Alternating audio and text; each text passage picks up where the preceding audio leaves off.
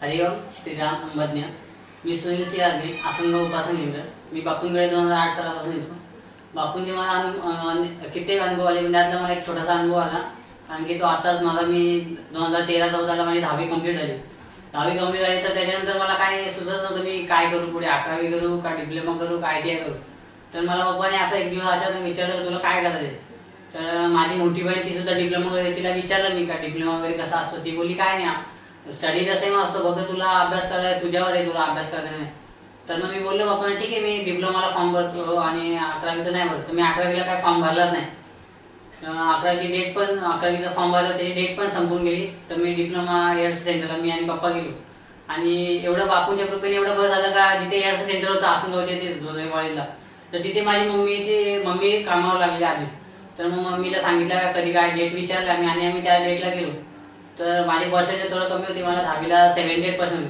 पण जेव्हा माझं 10वी झाली त्याच्यानंतर डिप्लोमावाल्यांचे एवढं हाय स्कोर होता का डिप्लोमाला भरायचा तर 80% वाल्याचं सुद्धा कमी एकदम 80% कधी लागायचं नाही। तर मी बोललो 78% आहे। बापू मला डिप्लोमा करायचा आहे, माझी इच्छा आहे डिप्लोमा करायची।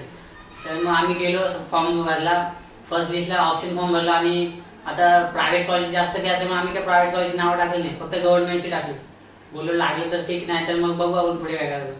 आणि फर्स्ट लिस्ट लागली आणि दुसऱ्या दिवसाला लगेच संध्याकाळी लिस्ट लागली होती। आम्ही लिस्ट बघितली, मम्मीला बोललो कॉलेजमध्ये तू बघून घे। तर मम्मी बोलली का ठीक आहे मी बघते। संध्याकाळी लिस्ट बघितली तर लिस्टमध्ये नावच नाही। तर मम्मी पण निराश झाली, मला पण असं वाटलं अरे यार आता 11वीचा फॉर्म भरला नाही, डिप्लोमाचा पण फुकट, आता 1 वर्ष घरी बसायला लागेल। तर मम्मी बोलते काय नाही, मम्मी घरी आली, बापूंच्या फोटोवर फक्त सांगितलं बापू आता त्याचं 11वीचा फॉर्म भरला नाही, 1 वर्ष घरी बसायला लागेल। तर मम्मी बोलते ठीक आहे आपण सेकंड लिस्टचं नाव फॉर्म भरून टाकू। तर आम्ही 2 दिवसानंतर परत सेकंड लिस्टला फॉर्म भरला। तर मी पप्पांच्या काय नाही, पप्पा नव्हते आले, मी आणि मम्मीच गेलो। माझ्या काय मनात आलं तर मी एक गव्हर्नमेंट कॉलेज इथे कसाऱ्याला आहे आणि हे जोल्ले कॉलेज टाकलं। ते गव्हर्नमेंट कॉलेज 3 जागा TFWC म्हणजे गव्हर्नमेंटचे असतात। तर मी त्याच्यातून फॉर्म भरला। तर माझ्या एकदम लास्ट खालच्या लिस्टमध्ये एकदम लास्टला मला कसारा होतं, मी कसाऱ्याचं कॉलेज टाकलेलं तर नेमकं तिथेच लागलं। तर तिथे कॉलेज मम्मीने लिस्ट बघितली तर कसारा कॉलेजला नंबर लागले। आम्ही गेलो कसारा कॉलेजला, कॉलेज बघितलं तर इथे जोल्ले कॉलेजला ते जेवढी फी आहे ना तिथे फक्त 7 ते 8 हजार मध्ये काम होणार होतं। तर तिथे कसारा कॉलेजला आम्हाला 13,000 रुपये सांगितले। ते बोलले तुम्ही फर्स्ट सेमिस्टरला 13,000 भरा, परत सेकंड सेमिस्टरला 7,000। तर मम्मी बोलते मग इथे प्रायव्हेट कॉलेजला 32,000 मग ते गव्हर्नमेंट कॉलेजला फायदा काय। मग परत आम्ही मम्मी कॉलेज आलो, घरी आलो। तर मम्मी बोलते आपण ठीक आहे आपण कॉलेजला विचारू कसं काय असं TFWC। तर लगेच मम्मी कॉलेजला गेली, सरांनी विचारलं काय झालं मावशी। तर बोलतात का असं असं झालंय। तर सर बोलले का नाही तुम्ही काय करू नका, तो लिस्ट कॅन्सल करा, नाव कॅन्सल करा। तिसरी लिस्ट आहे पण तिसऱ्या लिस्टला लागेलच नंबर। तर आम्ही कॅन्सल केला आणि तिसऱ्या लिस्टची 2 दिवसानंतर डेट होती ना, आम्ही तिसऱ्या लिस्टची वाट बघत होतो। तर दुसऱ्या दिवशीच कळलं का ज्या कॉलेजला कसारा कॉलेज लागलेल ना तर जिथून कॉलेजची बस जायची तिथली दरडच कोसळलेली।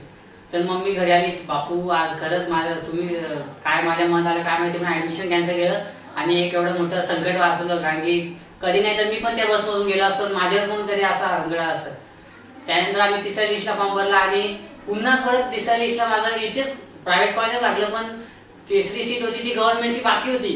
बापू मम्मीच्या मनात अरे बापू आहे, बापूने सांगितलं दुसरी लिस्ट आहे, तिसरी जागा आहे तू भर। मी तिसऱ्या लिस्टला नाव टाकलं, माझा फॉर्म भरला आणि तिसऱ्या लिस्टला माझा लागला। आता मी डिप्लोमाला ऑटोमोबाईल इंजिनिअरिंग करतो आणि आता लास्ट इयरला आहे। हरिओम श्रीराम अंबज्ञ।